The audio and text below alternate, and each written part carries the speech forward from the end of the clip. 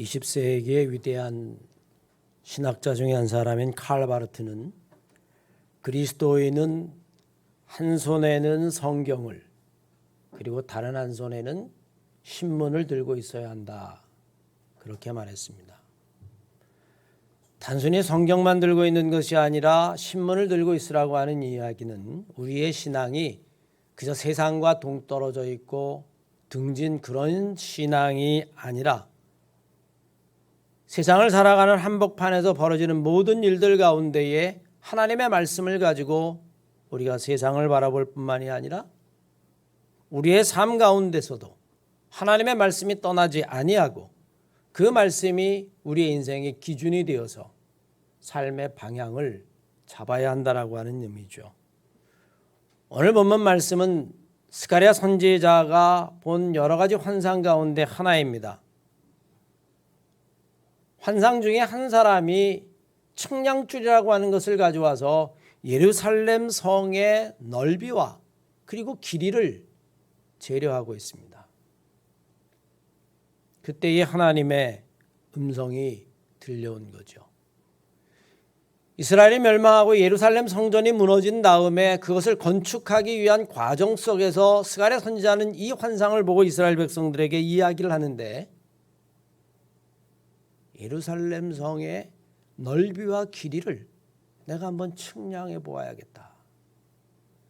사실 성경을 읽다 보면 하나님이 사람들의 믿음이나 아니면 그들의 인생의 깊이를 측량해 보는 이야기는 여러 군데 등장하게 됩니다.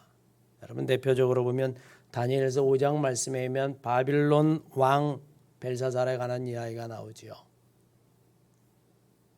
갑자기 손이 나타나서 벽에 글씨를 쓰는데 그 글씨가 메네메네 데겔 우르바시인이라는 글씨입니다. 아무도 그것을 해석하지 못하는데 다니엘이 그 의미를 해석해 줍니다.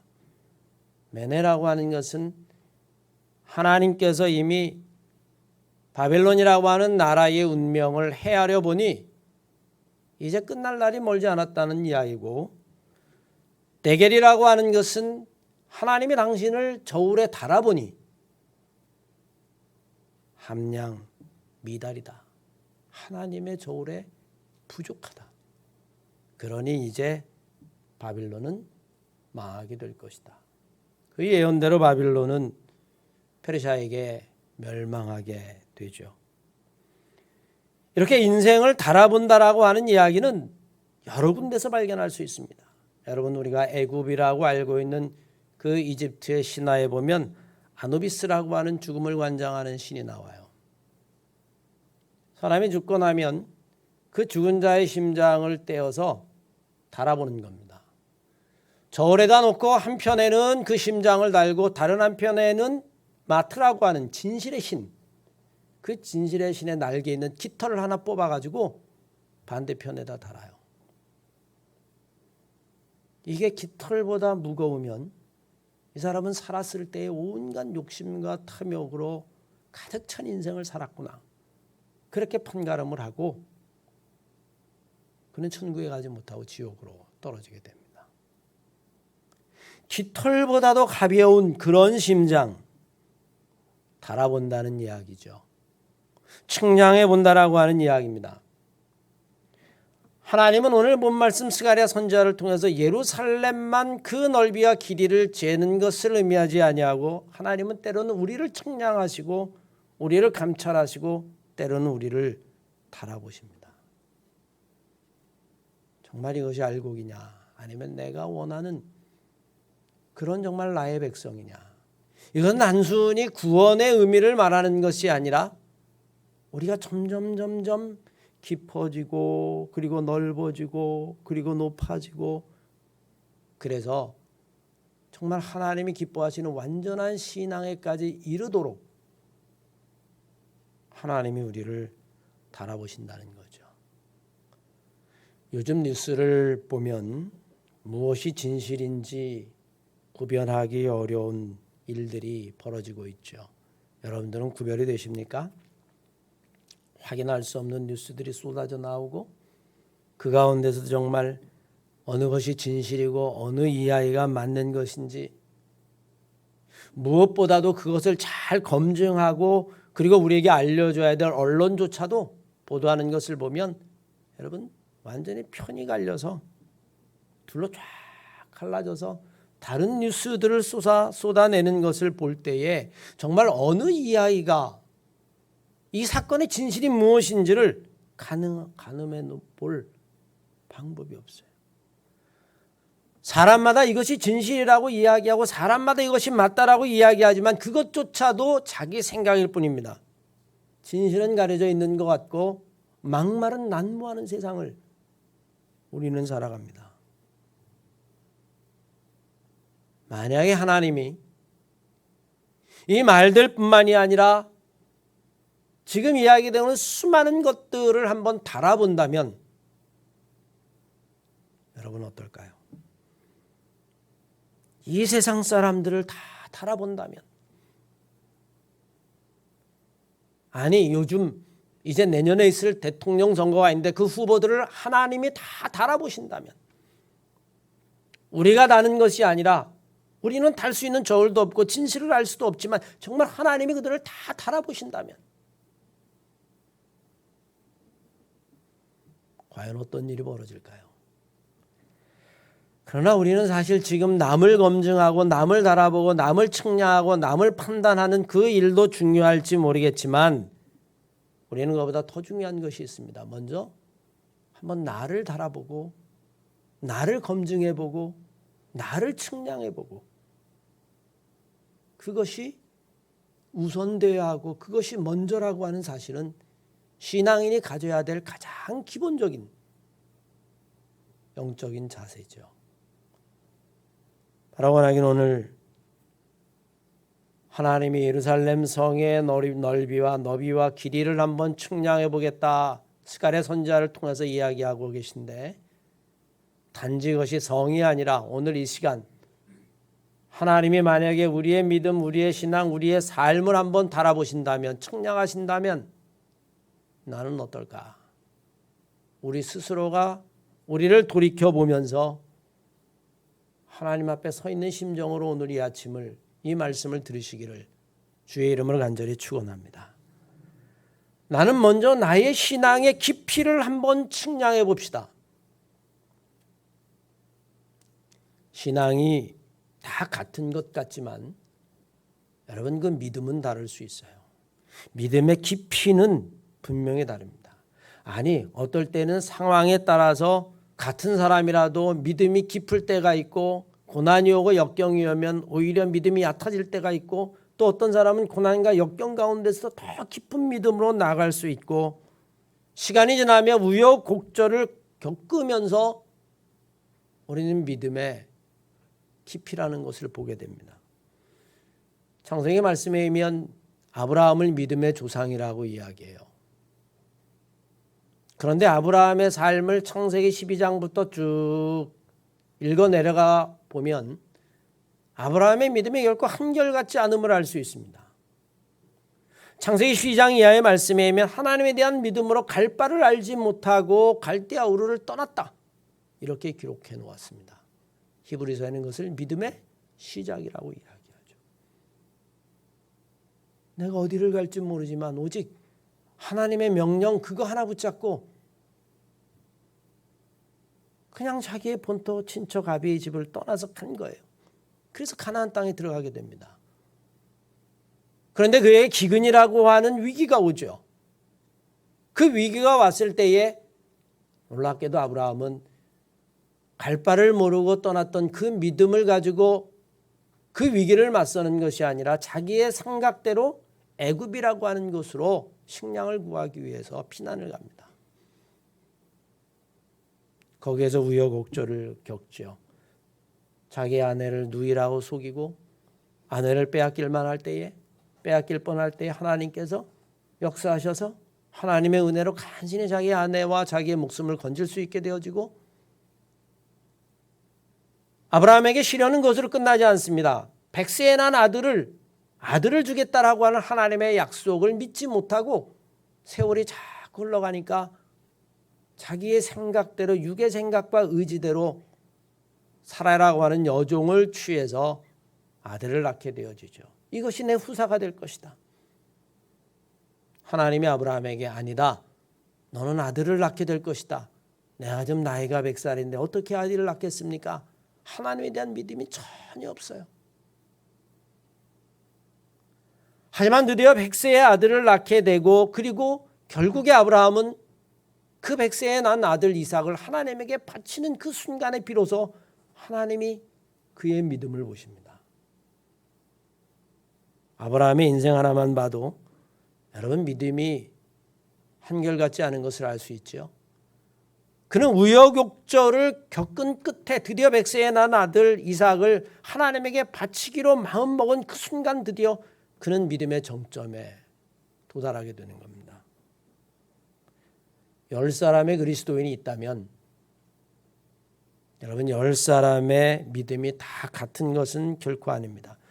때로는 겉으로는 믿음이 있어 보이는 것 같지만 위기의 순간 어려운 순간에 때로는 자기의 자존심 때문에 믿음을 팽겨칠 수도 있고 명예나 욕심 때문에 자기의 믿음을 내어버리는 경우도 얼마든지 있습니다.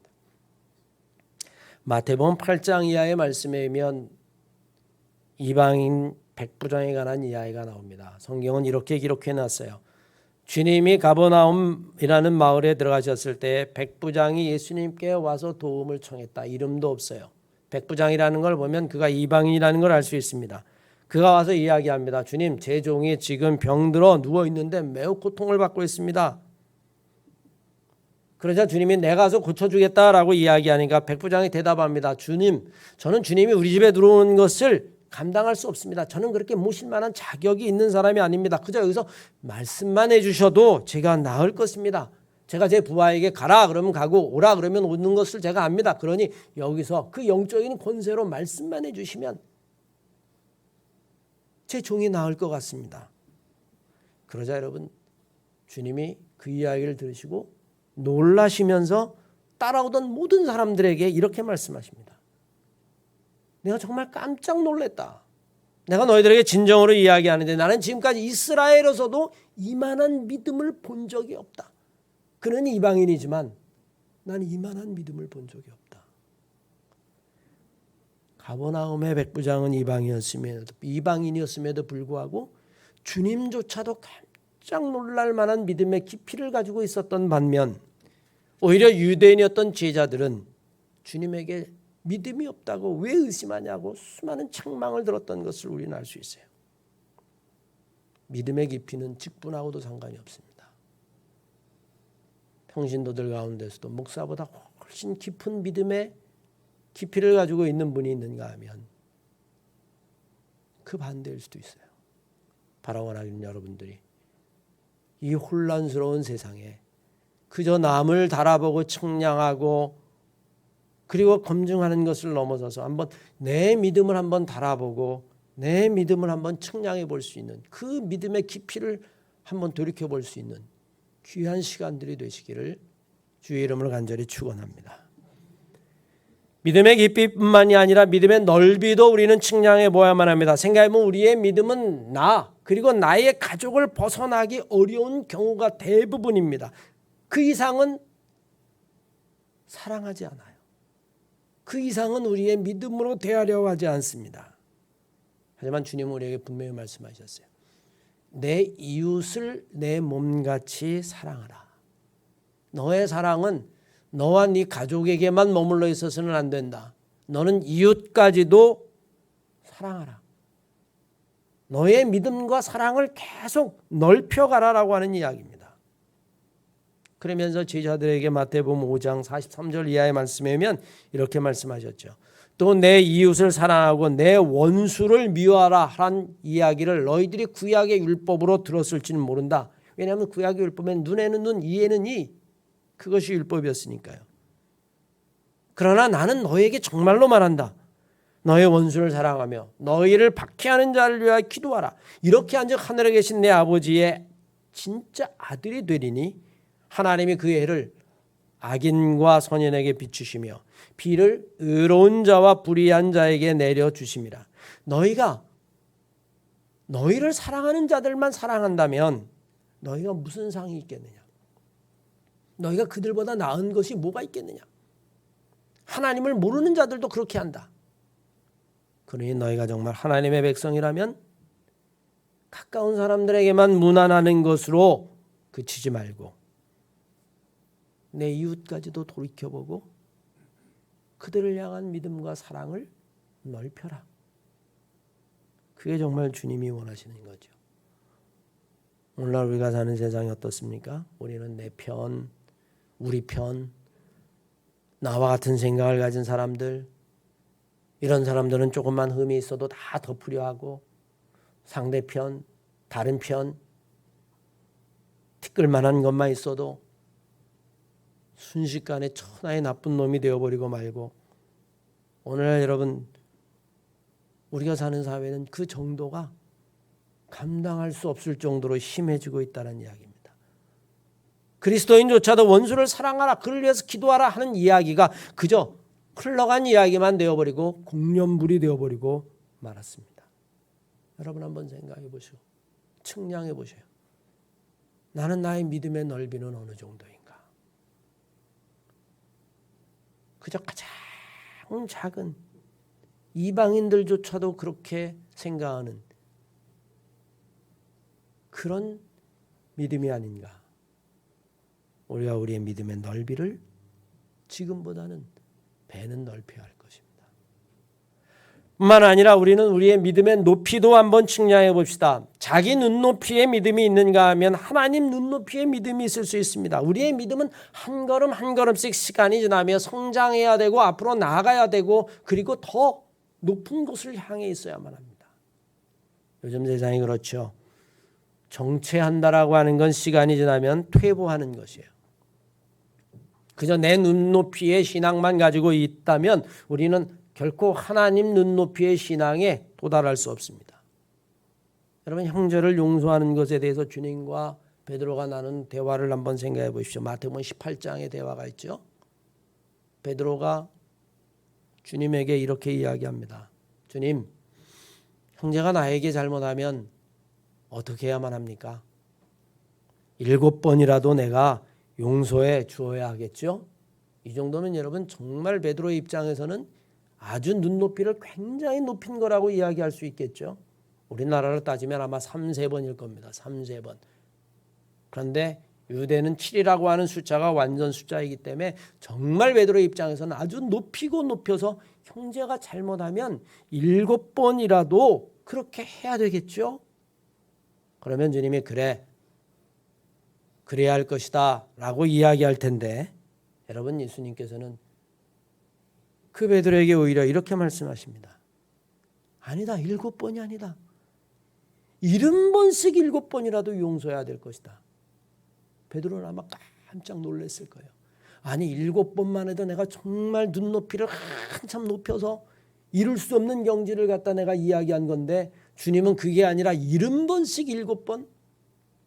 여러분 눈높이가 다르죠. 하나는 베드로의 눈높이고 하나는 주님의 눈높이에요. 우리는 우리의 신앙의 높이를 한번 생각해 보아야만 합니다. 고린도전서 13장 11절 이하의 말씀에 의하면 사랑의 장인데 여러분 끝부분에 이런 이야기가 나와요. 너희가 지금은 말하는 것이 어린아이와 같고 깨닫는 것이 어린아이와 같고 생각하는 것이 어린아이와 같다. 그러나 너희가 정말 사랑을 알면 그때는 장성한 사람이 되면 어린아이의 일을 너희는 버리게 될 것이다. 에베소 4장 13절 말씀을 보십시오. 우리가 다 하나님의 아들을 믿는 것과 아는 일에 하나가 되어 온전한 사람을 이루어 그리스도의 장성한 분량까지 자라나야 할 것이다. 우리의 신앙의 눈높이는 그리스도에게 있는 것이지 결코 나에게 있는 것이 아니라고 하는 사실입니다. 한때 여러분 눈높이 교육이라는 것이 있었어요. 낮춰야 된다는 거죠. 눈높이를. 그래서 교육하는 자가 피교육자 수준으로 눈높이를 낮춰야 한다는 겁니다. 얼뜻 들으면 여러분 그 이야기가 맞는 것 같지만 이렇게 눈높이를 낮추는 궁극적인 목적은 낮아짐에 있지 않아요. 낮추는 이유가 뭐죠?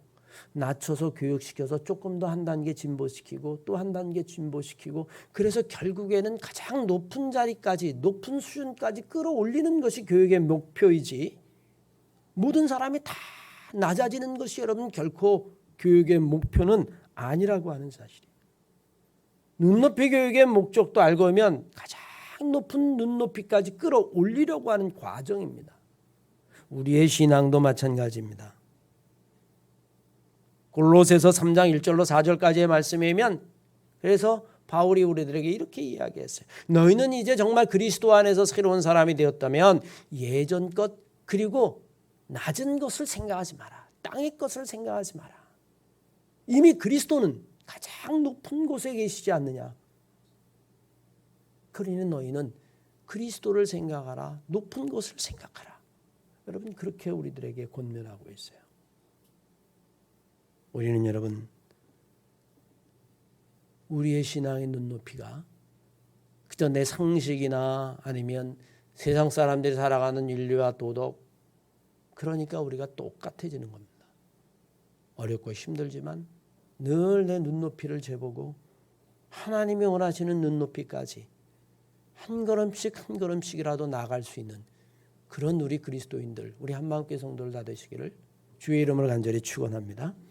끝으로 여러분, 우리는 나의 믿음의 길이도 한번 측량해 보아야만 합니다. 살아있는 순간까지만 믿음이 있고 죽음 이후는 생각하지 않는 사람들도 얼마든지 있습니다. 겉으로 보기에는 믿음이 굉장히 좋은 사람인 것 같아요. 그런데 딱 살아있는 동안만 그 믿음이 있는 것입니다. 죽은 이후의 부활의 신앙에 대해서는 조금도 생각하지 않습니다. 부활 신앙까지 이어지지 못하는 경우가 얼마나 많은지 몰라요. 이럴 때 우리는 그 신앙은 하나님의 영광을 생각하고 하나님의 나라를 생각하고 영생을 생각하는 믿음이 아니라 오직 내가 살아있는 동안에 복받기 위한 믿음, 우리는 그래서 기복신앙이라고 이야기하죠. 왜? 내가 살아있는 동안에 복받는 게 중요하지, 죽은 다음에야 뭐 알 게 뭐야. 믿음의 길이가 짧은 거예요. 어디까지만? 내 목숨만큼만 믿음이 가능한 겁니다. 그 다음에는 나도 몰라요. 여러분, 예수님을 따르던 제자들의 신앙이 그랬다는 것을 기억하십시오.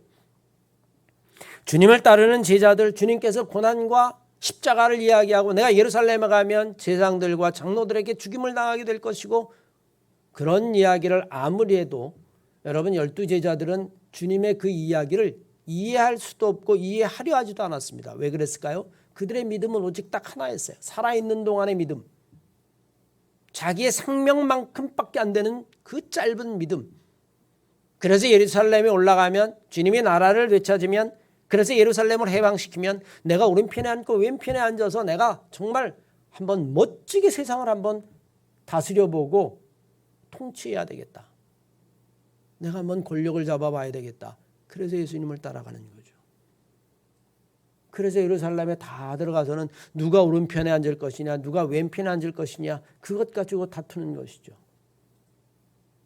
겉으로 볼 땐 주님을 따라가니까 믿음이 있는 것 같았습니다. 그러나 주님이 예언한 대로 십자가에 달려 돌아가시자 베드로조차도 3번 부인하고 12제자들은 어디에 있는지조차도 모르게 다 흩어지고 말았어요. 믿음이 사라진 것입니다. 믿음이 없는 것입니다. 그들의 믿음의 길이는 딱 자기의 생명만큼만 믿음의 거리였어요. 살아있는 동안에 부귀영화 누리고, 살아있는 동안에 내가 잘 먹고 잘 살기 위해서, 하나님에게 복받기 위해서. 우린 여러분, 그런 믿음의 길이를 가져서는 안 됩니다. 여러분, 한번 믿음의 길이를 재보세요. 측량해 보십시오. 제자들이 살아있는 동안의 믿음이었다면, 그래서 주님을 따라 예루살렘에 올라가면서 권력을 가지고 다투는 그런 믿음이었기 때문에 그들은 도망가고 흩어질 수밖에 없었어요. 그러다 부활의 주님을 보는 순간 그들의 믿음의 길이가 길어졌죠. 아, 죽음을 넘어서는 그 신앙이 있구나. 내가 주를 사랑합니다. 다시금 주를 따라가는 제자들이 됐다는 것을 우리는 알게 됩니다. 사랑하는 한마음교회 성도 여러분, 오늘 본문 말씀은 하나님이 예루살렘의 성의 너비와 길이를 측량해 보시겠다. 그것을 한번 재보시겠다. 그렇게 말씀하시는 환상. 그러나 하나님은 단지 예루살렘 성이라고 하는 그것만 측량하시는 하나님이 아니죠. 하나님은 우리를 측량하고 계십니다. 세상은 온통 서로를 달아보고 서로를 측량하고 서로를 검증하고 그러는 일에 정신을 다 팔고 있지만, 그래서 우리도 그것을 따라 살다 보면 우리도 정신이 없지만 정작 아무도 자기를 달아보고 자기를 검증하고 자기를 측량해 보는 사람은 하나도 없습니다. 성도 여러분, 우리는 이런 것에 휩쓸려서는 안 돼요. 오히려 하나님이 우리를 측량하시고 달아보시고 살펴보신다라고 하는 것을 기억하고, 이 어려운 때일수록 나를 한번 돌이켜보고 하나님 앞에서 측량해보고, 하나님, 내 믿음이 너무 얕습니다. 내 믿음을 더 깊게 해주십시오. 하나님, 내 믿음이 너무 좁습니다. 나밖에 몰랐습니다. 내 믿음을 더 넓혀주십시오. 하나님, 그저 내 믿음과 신앙이 내 눈높이의 정도에 불과했습니다. 하나님의 눈높이, 그리스도의 눈높이로 우리의 믿음을, 내 믿음을 높여주십시오. 내가 살아있는 동안에만, 그때만 생각하는 믿음이었습니다. 하나님, 내 믿음의 길이를 죽음을 넘어 부활에까지 그렇게 내 믿음이 영원할 수 있도록 하나님, 나를 지키시고 성령께서 도와주십시오. 그렇게 기도해야 될 거예요. 우리 한마음교회 성도가 그런 성도들이 다 되시기를 주의 이름으로 간절히 축원합니다.